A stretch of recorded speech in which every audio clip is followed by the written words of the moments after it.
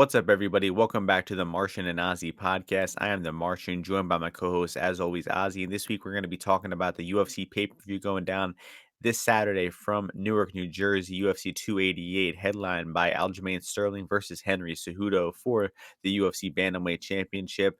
Got a 5-round co-main event with Bilal and Burns as well. I'll be in attendance for the card.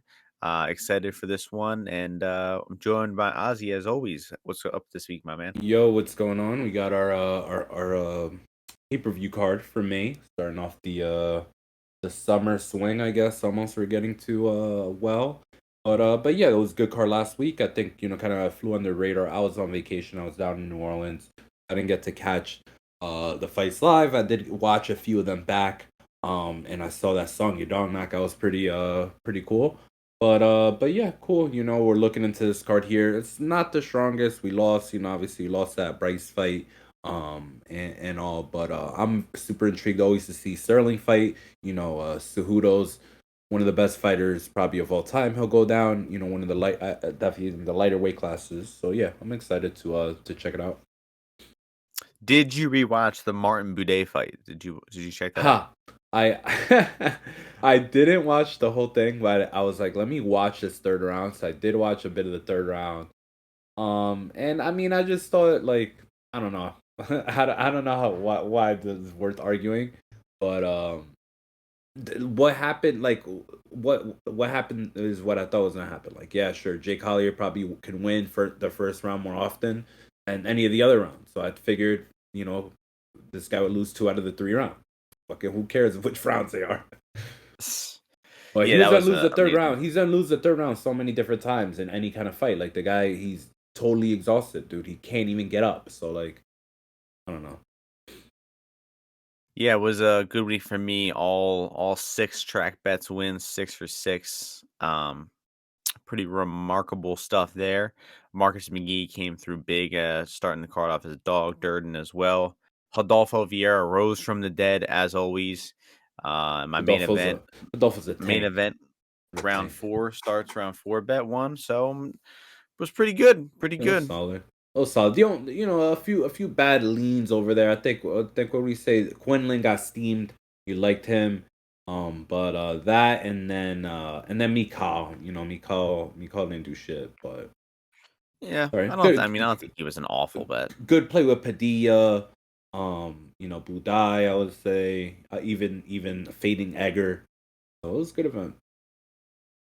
Yes, it was, but we got 14 fights going on this weekend, so we got to get into these things. And they're starting off in the bantamweight division. Daniel Willie Cat Santos taking on Johnny Munoz Jr.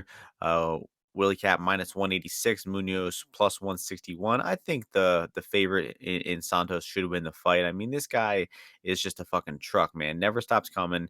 Ozzy and I bet on Sexy Mexi in the last fight. Probably should have knocked this guy out like 2 or 3 separate times, and this guy somehow just kept on going, and his cardio was just remarkable.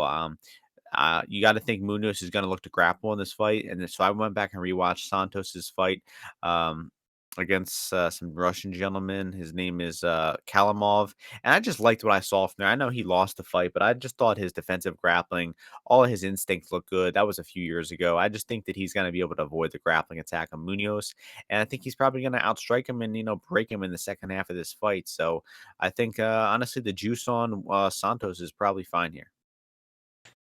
Interesting fight here. You got two, stylistic clash. Munoz kind of trains a lot with the Mexican team. Brandon Moreno. A lot of these guys, jiu-jitsu base on the ground. He's fantastic. So he definitely has a baseline for winning this fight and most fights, which just kind of snake into your back and a rear naked choke. But his takedowns aren't the best. But he is I would say, the better athlete in this fight. Which I think will kind of go under the radar in terms of just I obviously Santos, like you said, has great cardio, but I feel that Munoz in the grappling exchanges will with he's kind of quick there, very strong as well when he's able to lock his hands. So if he could keep Santos at bay a little bit with that boxing stance and staying long, which he is a bit tall, tall and long, I would say for the weight classes, uses his kicks well. I think he can make it competitive on the feet. if you can keep him back and get respect, and then try to get a takedown here and there, and progress position quick. So I think it's a competitive fight still. I'd be interested, in a submission price if you could get a good price, but this will be a pass fight for me for the first fight of the night. Yeah, one point though is his ITD is plus 425, while sub is only 500. So Um, probably better off just sticking with the ITD, but fun fight to start the card. Next fight, low level fight in the middleweight division. Claudio Ribeiro taking on Joseph Holmes. Ribeiro minus 175. Slow, what is this guy name? Slow Joe or something? Minus Ugly one Joe, or plus 150. Ugly Joe. ugly Joe. Slow would work too. What do you think about Ugly Joe here? Yeah, man, I would say this is an interesting fight to just consistently back a underdog here. There's not really that much that distinguishes Claudio Ribeiro to have him be a minus 200, 175 favorite over a guy in Holmes who he trains with a legit camp. He's kind of, does jujitsu, right? He's kind of like had a few submission, wins in the past. He's beaten a few guys. He lost to Iron Turtle, who Iron Turtle is kind of like a stud, kind of just not that athletic of a guy, but really, really skilled and really, really talented. So I can understand, and I feel that just going with the underdog here in a fight like this, where all right, he has some attributes, right? He's tall, long jab, has some power on the feet, kind of can maybe neutralize the explosiveness the explosiveness of Hibero, and drag the fight along maybe later, and maybe pick up a finish, get him to the ground, hold him for a decision. So yeah, I'll take Holmes. Plus 155 is a ticket I have, a small one, so I'll roll with him. Yeah, it's Holmes this week for sure. I mean, this is a really low level fight, right? Both these guys suck. Some people might say, "Oh, Holmes sucks too bad to bet," but I would argue that Ribeiro sucks an equal amount, possibly even worse, and he's minus 200. So I mean, I know Holmes isn't a guy you can't get excited to bet about, but I mean, we're betting numbers here. Plus 176 to fade Hibero. I mean, Hibero looked shit 3 months ago. He got knocked out in that fight.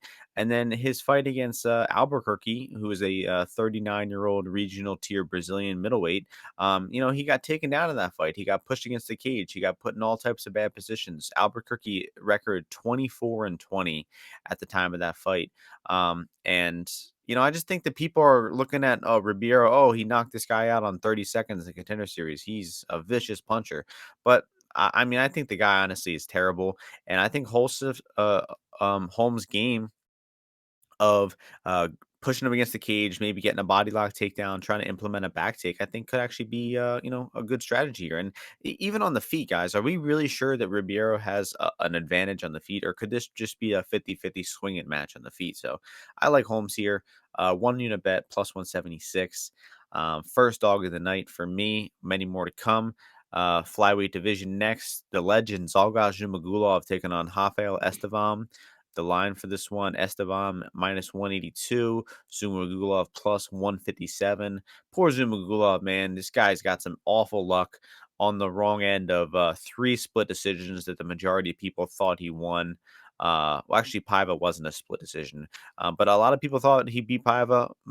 Everyone thought he beat Molina. Majority of people thought he beat Charles Johnson. So, I mean, this guy just had bad luck, and luckily the UFC's given him another chance. But I think that record of his, he's 1-5 in the UFC. I think that's probably actually getting us a better price on Zumagulov here because um, Estevam looks like a good grappler. We've seen him grapple in his two most recent fights. A lot of his fights before that aren't available. But he out grappled two bad opponents in his last fight, and I just think the market is far too high on this guy. I mean, Zumagulov is extremely proven at the high level. Been fighting at the high level of flyweight for well over 5 years now, and this is really Estevan's first fight at the highest level of flyweight. So I just don't think I've seen nearly enough from Esteban to justify being a 65% favorite over Zumagulov.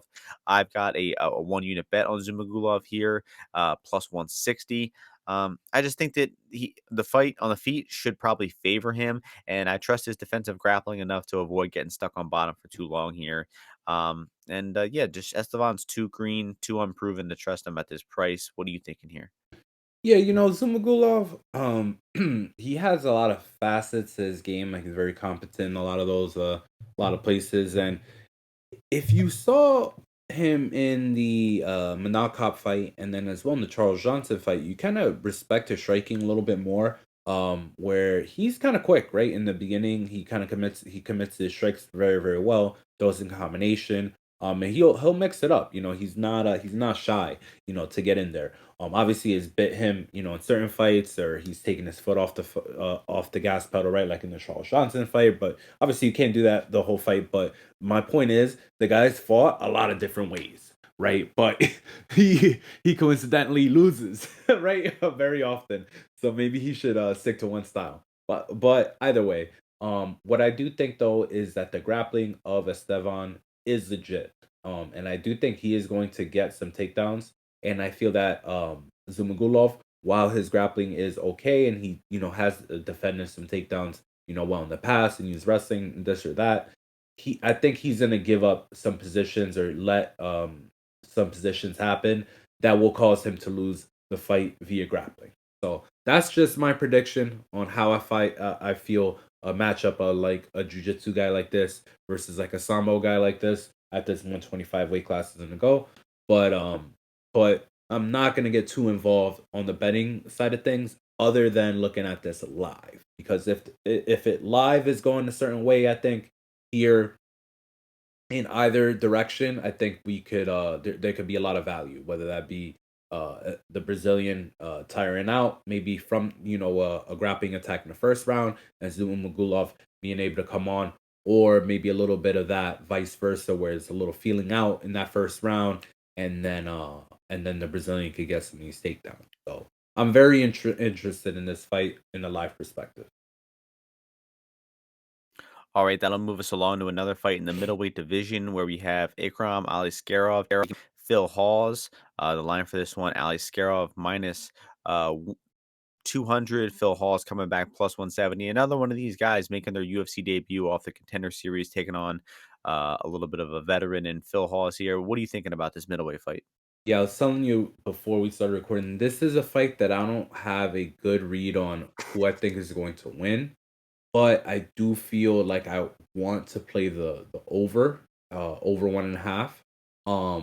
But I see it kind of two ways. Like with two guys like are this well rounded, I feel they either someone clips one another early on or catches them, one of them in submission, or it's a long fight. Where maybe it's like a long crazy fight, or it's a long boring fight. One of the two ways, right? That's just how I feel matchups like this go with two guys well rounded. Phil Hawes, right? He has the wrestling.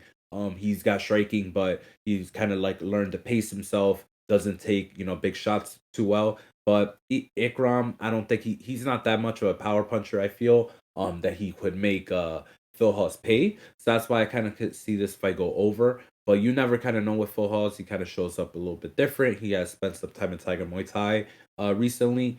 But yeah, I would lean to the over. And obviously, people did gobble up a lot of that Phil Hawes plus money, so that looks like the sharp side overall.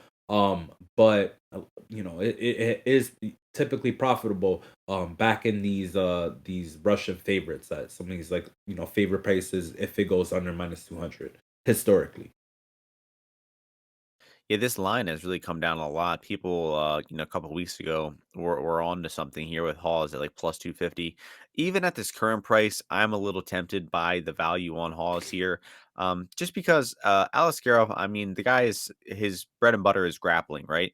I don't think that his wrestling is that great. And I also think that his jujitsu control on the ground isn't anything to write home about either. I mean, he fought Dennis Tululin, controlled him for 10 minutes before eventually submitting him in like the 12th minute of that fight. And we know Tululin is just a horrendous defensive grappler. And he goes for that Kimura, but I feel like, I don't know. Uh, Being in side control against middleweights, I feel like guys should be able to, kind of explode out of these positions. And it just, I don't understand how that many guys are getting caught with that Kimura. There's no chance Aliskerov would Kimura me with that. And I don't think he's getting Hawes with that either. So I think that Aliskerov is going to attempt some takedowns here. We might see some competitive grappling exchanges, but I would be pretty surprised to see Aliskerov submit Phil Hawes here. I think this fight will see the second half of the fight, but the the odds are indicating that this fight is going to end inside the distance heavily. Even the over 1.5 is only at -125. I think that might be a good angle for this fight, playing it to go over 1.5. And I just think on the feet, I haven't seen anything from it, Aliskerov, that impresses me. So I actually give Phil Hawes the advantage if this fight stays on the feet. And it really comes down to a question of how good is Hawes' takedown defense. And being a career wrestler, I think that he'll hang pretty well here in the defensive grappling, and it'll just play out a lot closer than this line indicates. Also, guys, just look at the Aliskerov versus Nashan Burrell fight. I mean, just really competitive fight against a regional journeyman in that fight just about a year ago. So I'm not sold on Aliskerov yet. He's going to have to prove something to me. But Hall is coming off that KO to Dolidze. Definitely not encouraging there. You know, the guy's chin has always sucked, and now he has another KO loss. So his chin could be potentially gone. So I would tread lightly, but I think I'll end up with a smaller size bet on Phil Hawes here. And that'll take us to another one of these, UFC guys versus a guy making his UFC debut. Parker Porter -177, Braxton Smith +152. Man, Braxton Smith fights are a riot to watch, guys. I mean, it can probably only take you like 7 minutes to watch all the fights, but I mean, the bodies are hitting the floor in these fights, man. He is knocking guys out. There's one where he's fighting this guy who is like must be like a hometown guy, and like every time this guy throws a shitty combination, like the crowd goes crazy, and then he's coming forward all recklessly, and Braxton just head kicks him and knocks him out, and the crowd is so silent afterwards. It's great. The guy has never fought past 2 minutes. Literally never fought past 2 minutes. Only been really a pro MMA fighter for a year essentially.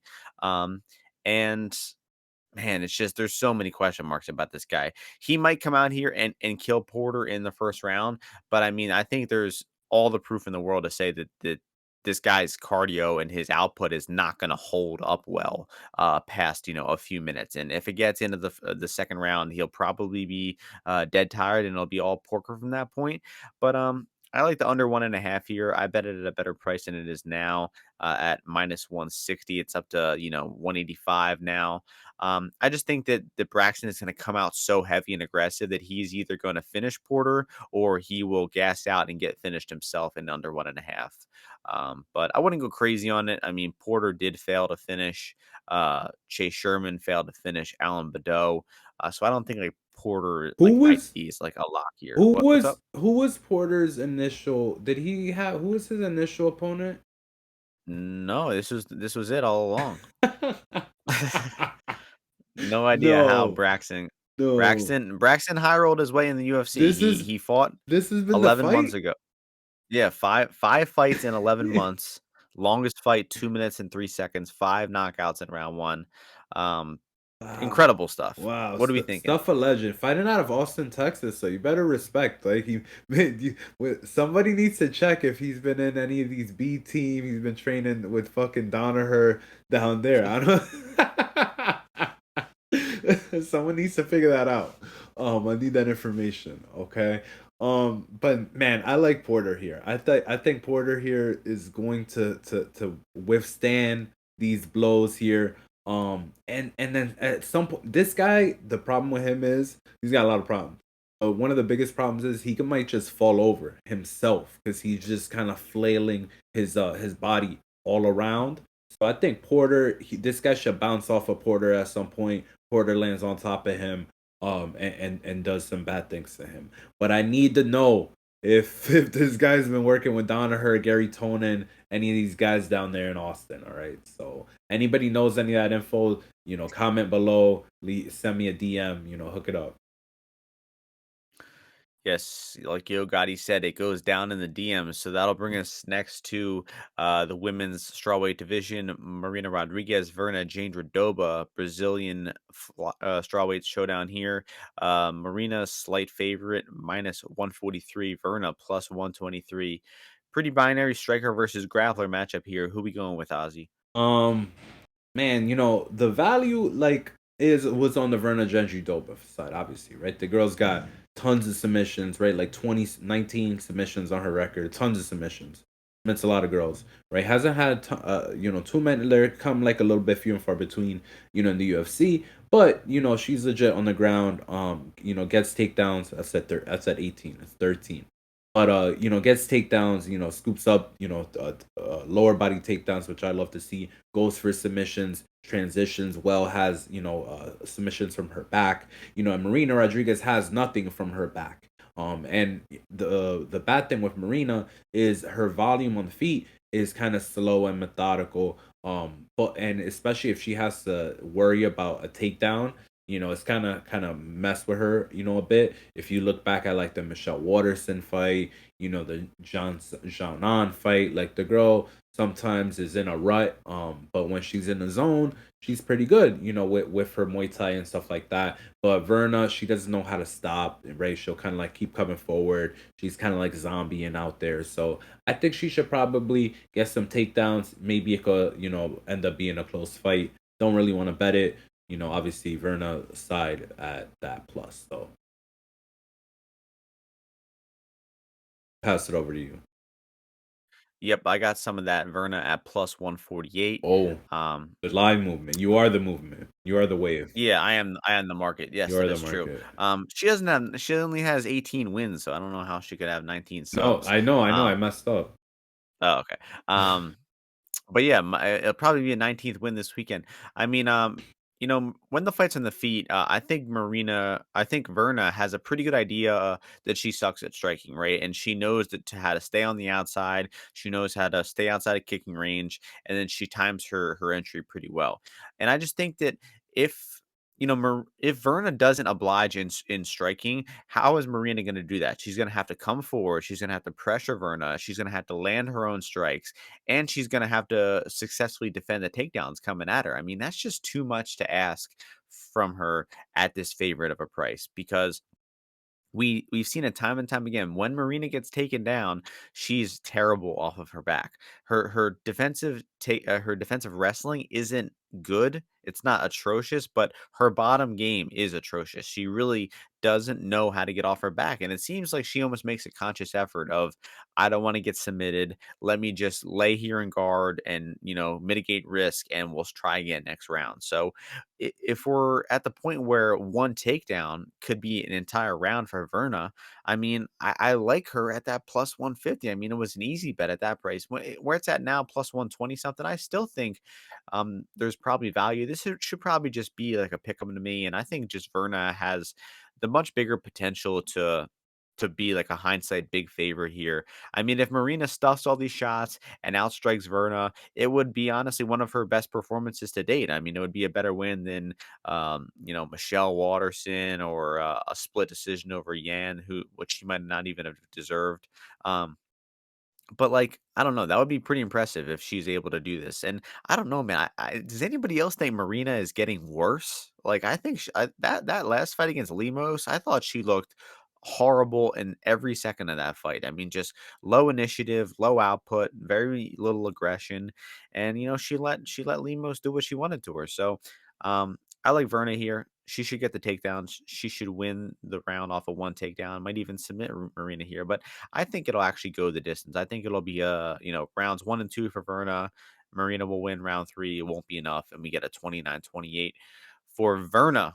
Verna, probably one of the hottest women on the roster too. So happy to bet her in this spot. Welterweight division next.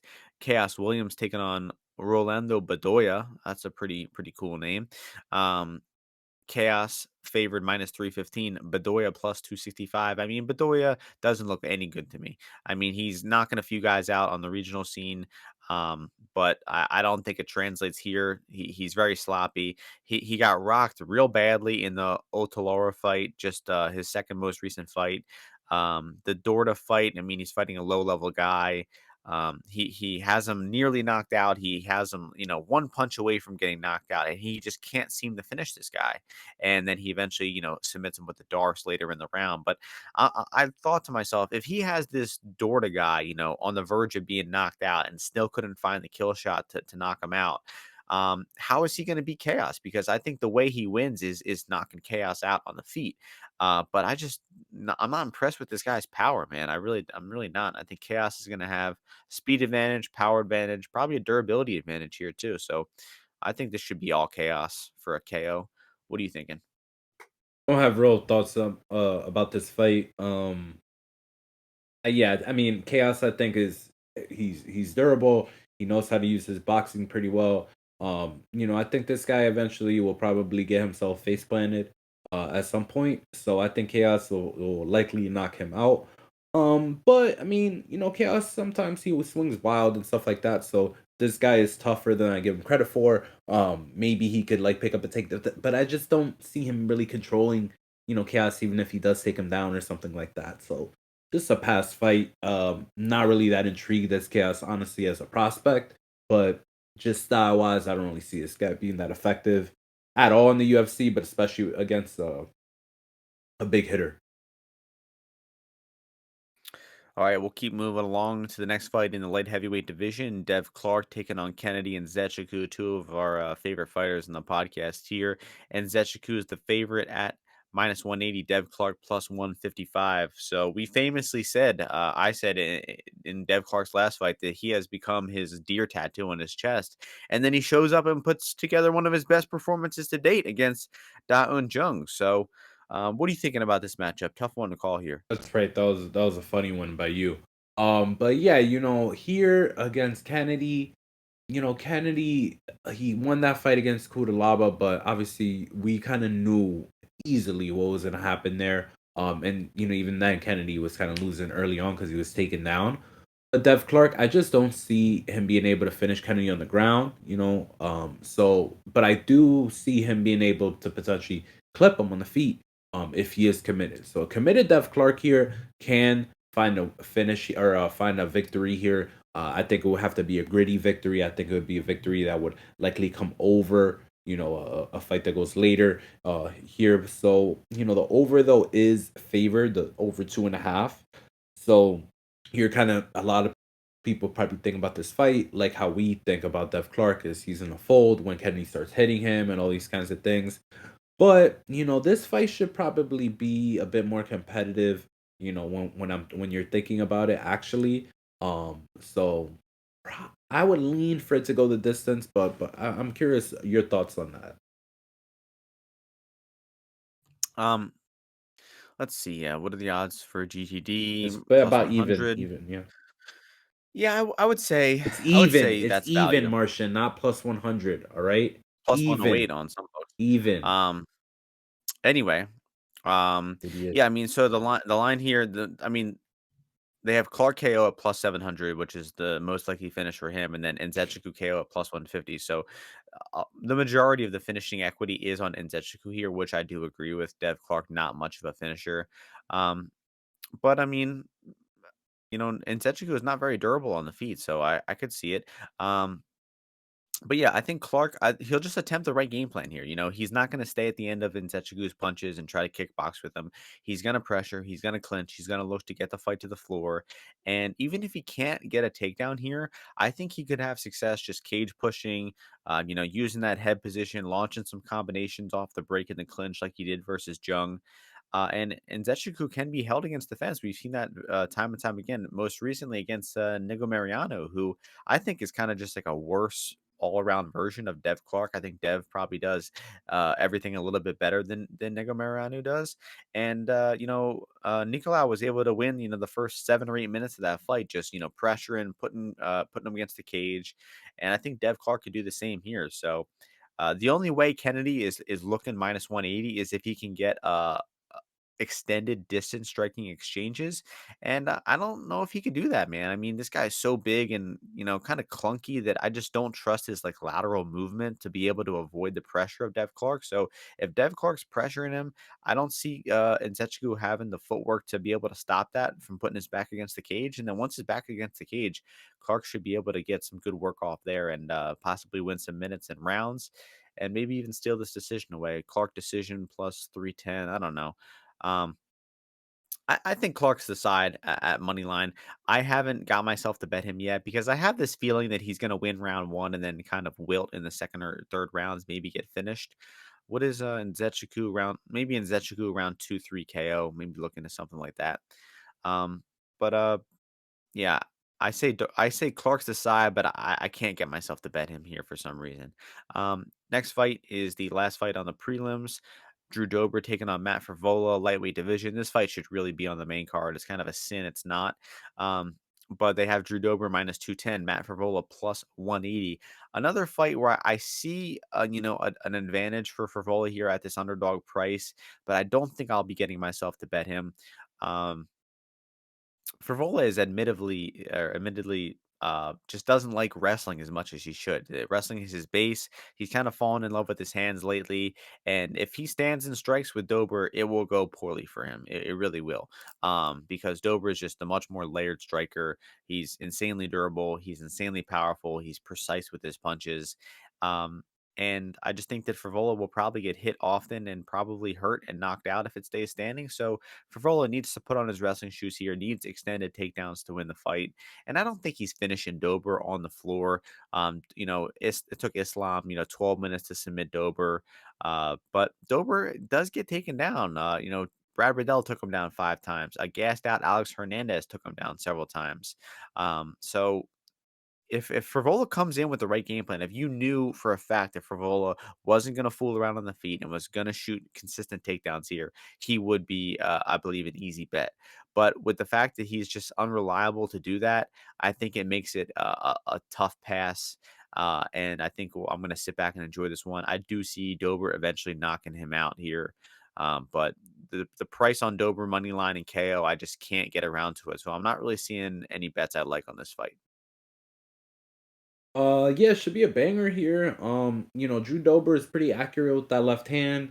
Matt Frevola kind of gets hit with a lot of these left hands.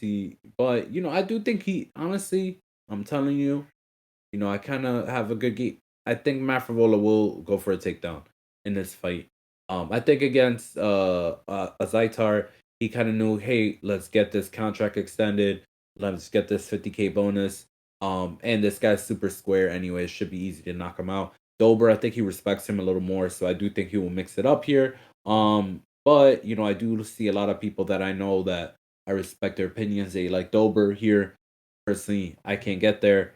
So I actually like Frivola to make this competitive, use a well-rounded skill set. But I think the under could still hit because I think he if Frivola does go for a takedown, he's still gonna be looking for the finish. All right, that'll take us to the main card, which brings us to the first fight in the main card featherweight division. Kron Gracie taking on Charles Jourdain. The odds for this one, Jourdain minus 175, Kron Gracie plus 150. So big proponent of jiu-jitsu, Ozzy. You like the jiu-jitsu guy Kron's chances here? Jiu-jitsu. So yeah, respect to Chrono, respect to the Gracie family. Hoist Gracie coming back and getting beat up by Matt Hughes is what inspired me to start doing jiu-jitsu in the martial arts. So shout out to the Gracie family. The thing is with Kron, I don't know what he's been doing, right? I had heard that he went to Montana, and he had like a gym going over there, but it was like a very strange, thing. Everything that Kron does is unorthodox and strange. But I don't know who trains over there, in terms of MMA aspect of things. He does have, this style where he said that after the Cup Swanson fight, that the reason he didn't go for the takedowns is because he wanted to prove himself, prove that he was tough, that Nick and Nate Diaz will make fun of him because he'd use jujitsu to win his fights instead of boxing and shit like that. So you never know, like, is he gonna go Alex Caceres on this guy? And if he doesn't, Charles Jourdain should probably easily outbox Kron on the outside. He can mix up his kicks pretty well. But he's a pretty weak guy overall, I think. And I think if Kron gets even one grappling exchange, I think it should be pretty look pretty good for him. But ultimately, I will not be pulling the trigger and supporting Kron on his comeback. But I do wish him well and wish for a victory for him this weekend. Man, it's another fight where I think the underdog is the side, but I don't know if I'll be getting myself to bet him here.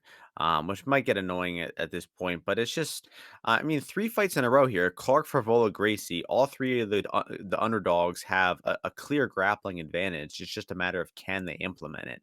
Um, and -175 on Jourdain. If you're considering betting that, I think you have to be extremely confident that he is able to avoid the ground. And I'm not confident. I'm not because if you watch the Shane Burgos fight, just 60 seconds into that fight, Burgos is able to get to the body lock. He trips him down. He's able to get a back take. It's just Jourdain gives up the body lock too easily. He doesn't separate well once he gives up the body lock. He gets taken down fairly easily, and then he gets up recklessly giving up his back. So, I mean, just way too many red flags for me to trust him at this price. And then Crone, on the other hand, if you're thinking about betting him plus 150, but the guy's been off for 3.5 years. I mean, he's a flat earther training in Montana, probably not exactly approaching fighting with the most, realistic and centered point of view because he probably doesn't do that with anything in life. But I heard him speaking Portuguese today. He is bilingual, so he's not completely moronic. But I don't know, man. What do Like you think? yourself, like Do you think? yourself, Do you like think? yourself. You are blessed, Mignon. Do you think Hickson is proud of Crone? Yes. Hmm.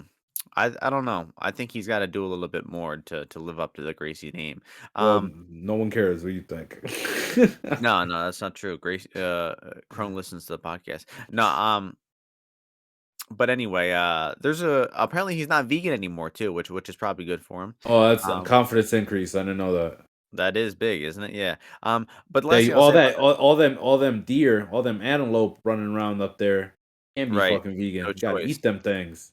Yeah, he's like, and Exactly. when he used to live in LA, he used to fucking go to all, like, the juice shops and get, That's like, this fucking and that, and exactly. now he's like Wheatgrass and that's he bullshit. he goes to Montana, he goes, "Yeah, where can I get some good, falafel around here?" They're like, "What?" Um but, last thing I'll say about this fight is the fight going the distance and just the finish props here, I think, are all off. I mean, they have Jourdain KO plus 155, which is 40%. And, Cub just beat the shit out of Crone, and Crone never stopped coming forward. He took body shots, headshots, kept coming forward, and looked pretty durable in that fight. And I just don't understand how anybody thinks Jourdain KO is 40% here when we just saw Crone look pretty durable and, didn't quit at all in that fight. So, yeah, man, I don't know. I think GTD plus 220 is good. Crone decision plus 1200 is good. Just some weird numbers there for GTD. Um, that'll take us to the next fight, which is probably one of the more least interesting fights in the card because it is a late notice replacement fight. Most Evloev taking on Diego Lopes. Apparently, I think there's a line out on DK -600 for Evloev. Did you watch any footage of Lopes? Do you have an opinion of him? Yeah, I already have an opinion of him. Well, go ahead and give it to us. Oh, yeah, sure. Yeah, so I mean Lopez. Why does he call it? Why does he does it Lopez? Anyway, um, oh man, I just lost my train of thought. But yeah, he's mostly a submission guy, right? He'll go to his back, throw up a lot of arm bars, throw up submissions. On the feet, he's kind of like a Muay Thai, kind of kickboxer. Doesn't have a ton of volume. I think he'll struggle here overall with the clinch fighting. I think he'll struggle here with Evloev mixing up, going up and going down with the attack. Because he hasn't really fought any competition that will do. Do we even have odds? What are the odds for this? I believe -600 Evloev. Minus 600 of live. Yeah, so I mean, I honestly think that will probably hit. Obviously, you see that his submission grappling is pretty good. Like he gets caught in submissions, but he gets out often. He's a blanket on top, and he's really tenacious with the takedowns, and he chains them up pretty well. So should be able to take this guy down, smash him ground and pound, pace him, put him through the ringer. So I would favor honestly him to finish this guy, but you never know with these Russians, how they show up. But I would favor finish. Yeah, that seems like the only question to me is will Evloev finish? I mean, he hasn't had a finish in the UFC yet. But watching Lopes, I don't think the guy is terrible, but I don't think he has anything that'll give Evloev trouble. One thing I do see in this fight is that once Lopes is taken down, he does attempt a lot of submissions, um, arm bars, knee bars, uh, guillotines. But I just think that'll kind of actually be a detriment to him here because if Loyev's sub defense is really good, I think that he will be able to defend all these subs, and then it'll probably end up in him just getting, his guard pass or something. Like he's going to be in guard, and then he's going to go for some sort of X guard leg lock entry, and then he's going to end up getting passed, and then Evloev will be on top and be able to do whatever he wants. So this guy's fate is in Evloev's hands. I think I'll go with him to finish. I guess that'll be my lean here. And honestly, minus 600, I think is probably value because I don't think Lopes has anywhere. I would give him maybe 8% chance to win the fight here. So um minus 600 max bet territory. Next fight, strawweight division, Jessica Andrade, Yan Shannan. Odds for this one, Andrade minus 200, Yan Shannan plus 170. So Andrade coming back pretty soon after her last atrocious performance against Aaron Blanchfield. Got absolutely destroyed in that fight. Um, she did fight at Limos just a year ago at 115, but been fighting mostly at 125 lately. Um, I think, yeah, this is only her first out of her last or second out of her last 6 or 7 fights where this is at 115. Um, I don't know, man. I just Andrade showed up to that Blanchfield fight. I don't really think that she took the fight very seriously. It was very late notice for her. And I don't know. At this point in her career, I don't know if she is really, taking the shit too seriously.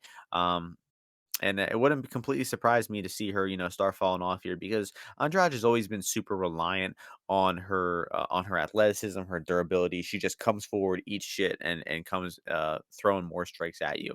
At a certain point, her physicality isn't going to continue to allow that, and we might be approaching that territory here.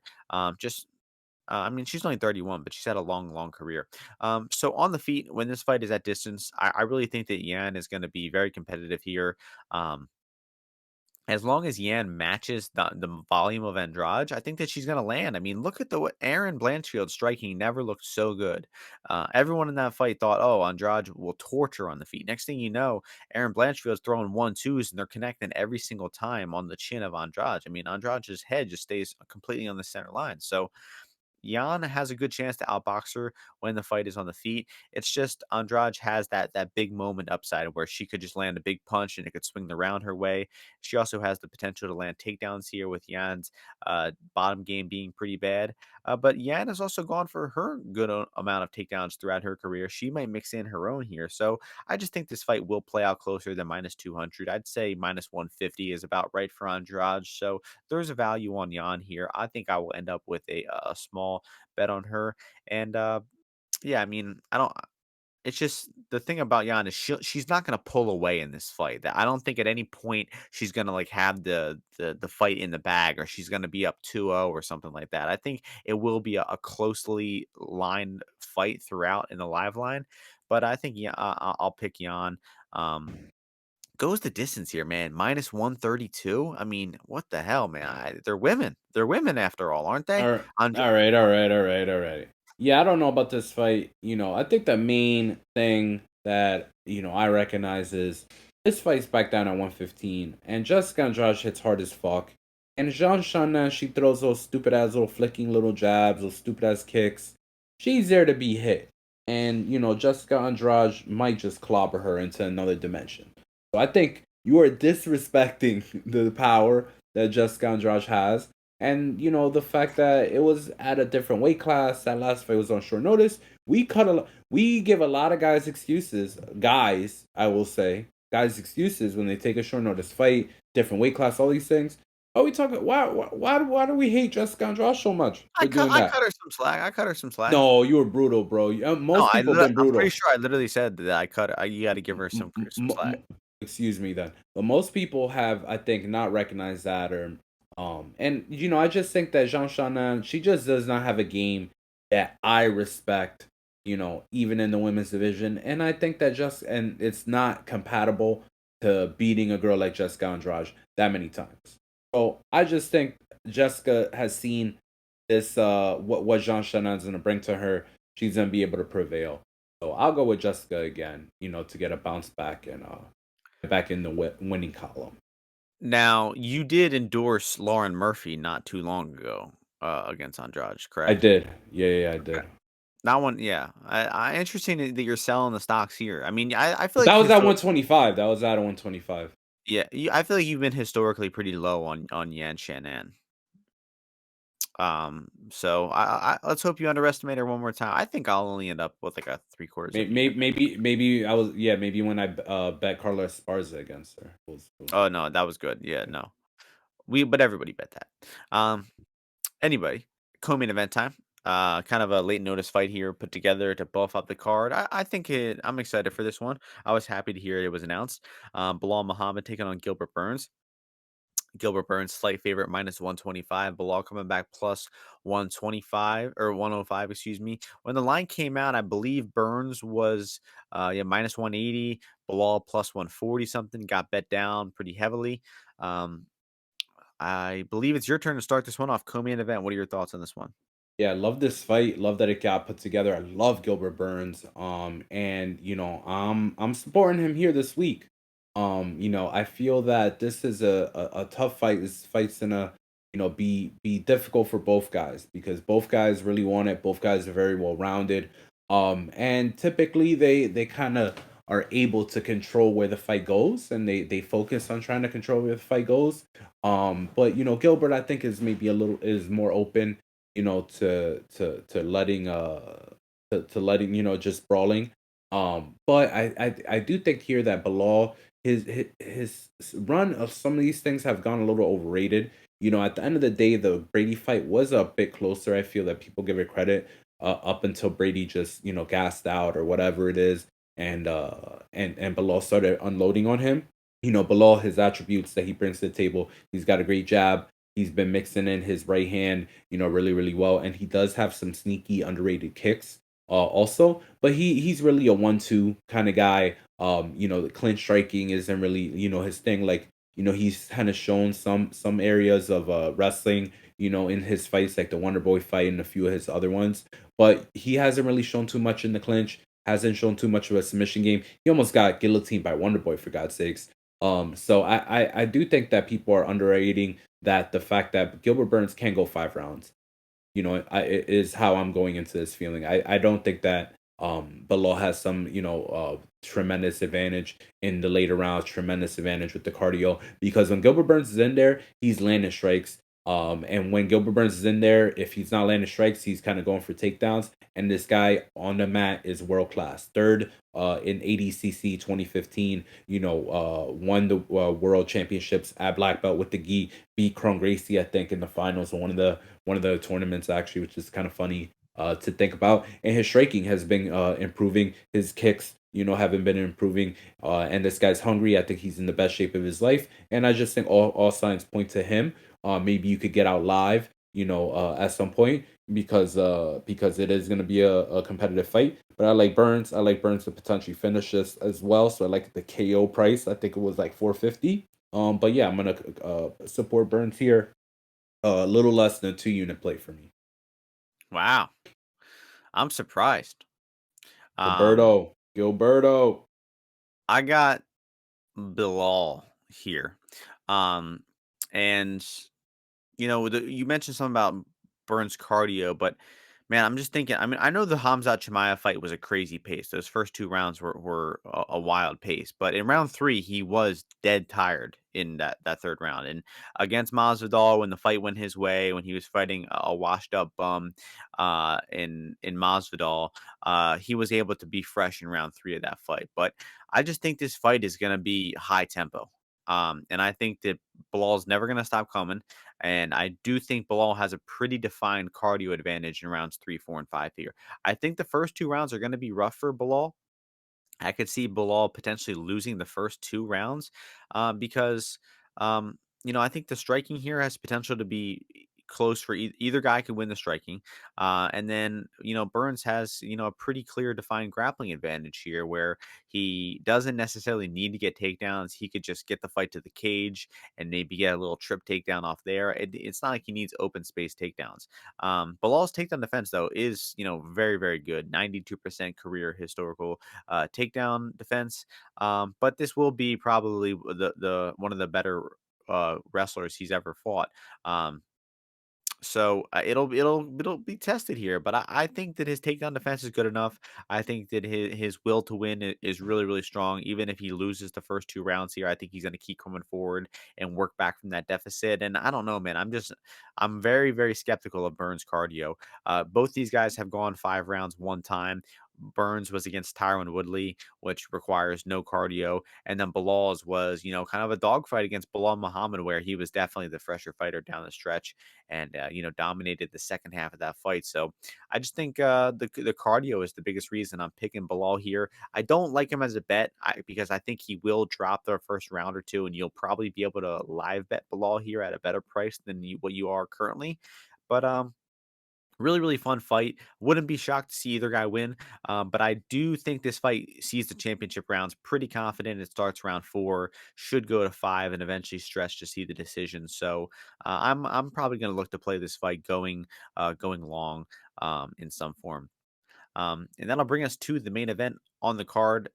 Former champion Henry Cejudo, double champion, making his long-awaited debut or long-awaited comeback. 3 years with no fights coming to try to dethrone the tri-state king right now, Aljamain Sterling, the champion of the 135 division. The odds for this one: Henry Cejudo -116, Aljamain Sterling -104 on Bet Online right now. We've seen this line bounce back and forth a little bit. I think it'll probably stay about, pick 'em. Maybe one guy will go to -120. But wouldn't before I get into my analysis, would you be surprised, Ozzy, to see like one guy, get steamed here to like -130, 40, or do you think it's gonna stay? I think there'll be buyback. Yeah, I mean, I think I wouldn't be surprised if maybe someone bets big one way or another, but I do think that the other side will draw. Yeah, like Actually, I think I would be surprised to see either guy touch -125 here. Um, but I like Aljo in this fight. I have a 2 unit bet on him -105. I just think Aljamain can win the fight on the feet, or he can win the fight on the ground. Obviously that could be said about both guys here, but I think with Sterling's back take game, his body triangle game, I just think that such a clear, defined like round winning ability in this fight, that's a big advantage. If the fight stays on the feet, I just think that Aljamain has a really good chance to outstrike Cejudo with that range and volume of his. We haven't seen it too much lately. We saw bits and pieces of it in the Peter Yan fights, but obviously the most notable example is the Jimmy Rivera fight, the Pedro Munoz fight. Just tremendous output and pressure in those fights. Just really good use of his length, his straight punches, his front kicks up the middle, some leg kicks, just really really beautiful striking on display there in those fights. And I just think that could really work here against Cejudo, with who's going to be at a size and reach disadvantage. You gotta factor in Sterling's much more active. He's the more natural bantamweight. He's the bigger guy. He's fought much more recently. Cejudo 3 year layoff. His fights at 135 so far have been Marlon Moraes, who was at the tail end of his career, Dominic Cruz, who was at the tail end of his career.